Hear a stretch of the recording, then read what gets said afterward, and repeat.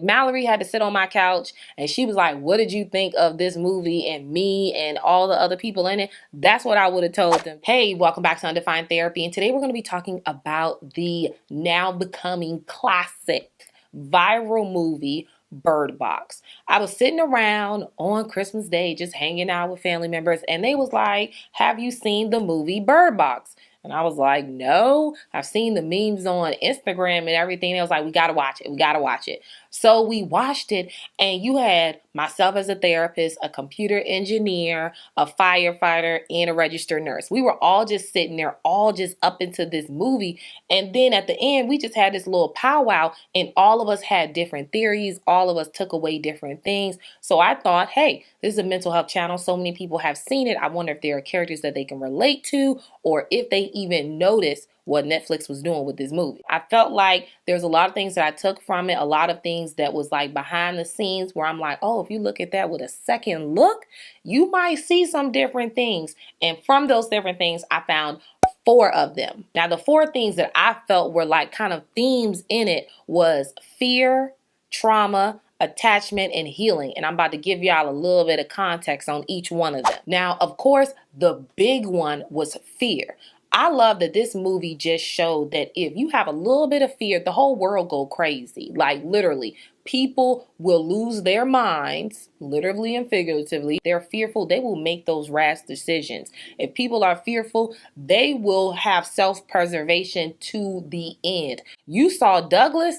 Man, he was a realist. You see that fear will keep you from saving people. You will protect yourself at all costs, even if that means other people gotta go. This movie also showed the fight or flight response, which is a physiological reaction that people have if they're under attack. Throughout this movie, everybody was under attack all the time. So my boy Charlie, man, he was a real one. He took one for the team. When it came to flight or fight, he chose to fight. Now, when it came to, I don't even remember their names, but the drug dealer and the police officer, when it came to fight or flight, they was dipping. They took that car and they took flight. Now, trauma was everywhere in this movie. I mean, I feel like I got a little bit traumatized just watching people jump from buildings, cut people, stab people. I mean, there was just so many ways of dying and you just witnessing that. I was like, oh. Let me start from the beginning with Mallory and her sister. Both of them had traumatic childhoods, although Mallory is a lot more, she wears a lot more on her shoulders. Those are people who can't really hide it.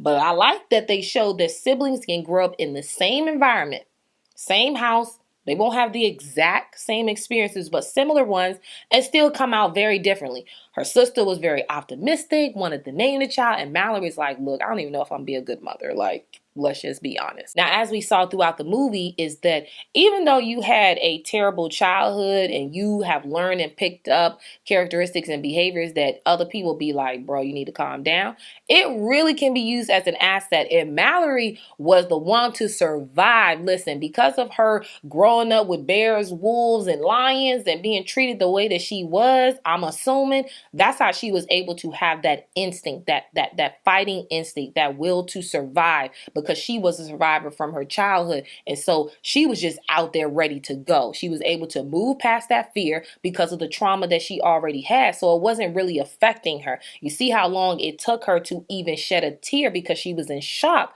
from her sister dying to all the way seeing people get killed and everything throughout the movie. And finally, regarding the trauma, it shows that, hey, what happens to you in your childhood definitely, absolutely impacts you in your adulthood. Some people are impacted in different ways, different levels to degrees, but if you don't deal with what happened to you in your childhood or whatever you're lingering in unresolved issues, it impacts you. She didn't have no connection with her mother, and thus she struggled to have a connection with girl and boy. Now that leads us into number 3, which is attachment. Attachment was really something that was really, I think, done very delicately and subtly throughout the movie. So for instance, when she was like not even naming girl or boy, when we put a name on things, when we name something, it is ours. We have a bond with it. It is something that we recognize as importance in our life.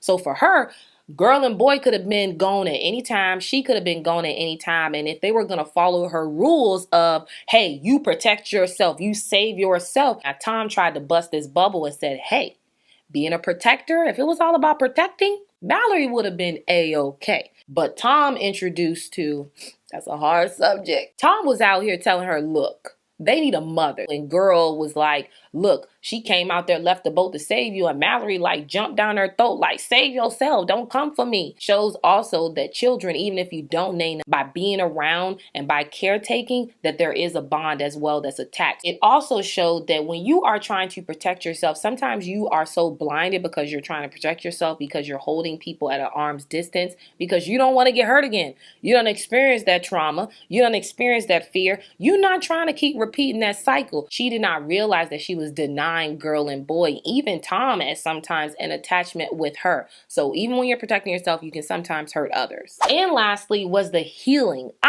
really like this. I mean, I like the ending of the movie. There was a lot of little Easter eggs, a lot of little nuggets, but I'm telling you therapeutically what I saw. One, I saw that, hey, society is like a dangerous place. Not like dangerous where you don't want to walk out your door, but there are good and bad things that happen all the time. But they use the word sanctuary, like sanctuary. In therapeutic terms, I call that like your safe place. If the world is very difficult and you're having hard times and you're maybe in a bad place and it's surrounded all around you, home environment, work environment, school environment, whatever the case is, you can create your safe place. And that's what they did with the sanctuary. Through conflict, through struggle, change and healing can happen. I don't think that if it wasn't for Mallory going through those struggles and those life-threatening situations and having to train them, I mean, they was really doing some real like combat training. Like, I was like, you super thorough. Like, I would love to just have some background information on how Mallory was raised, because she was the truth. Throughout all those challenges, throughout all those moments, that she was able to shift and able to find healing and able to embrace, where she was telling the demons to say, hey, take me and save the children. So that was kind of just my thoughts on this viral movie that everybody's talking about with Bird Box. There's so many theories, so many different things throughout the movie. I think you could watch it like 2 or 3 times and still find different meanings. Mallory had to sit on my couch and she was like, what did you think of this movie and me and all the other people in it? That's what I would have told them, that look, this is what I saw and you need to come back on my couch. If you found this video helpful or you like these type of movie reviews, then definitely let me know down in the comments section. I'd love to just, hey, show you my little spill and talk about some different ways that I see some therapeutic meanings in these movies. Let me know. As always, I'm Rashonda Karen. I hope this information was fruitful for you and I hope you're on your path toward healthiness. I'll see you next time.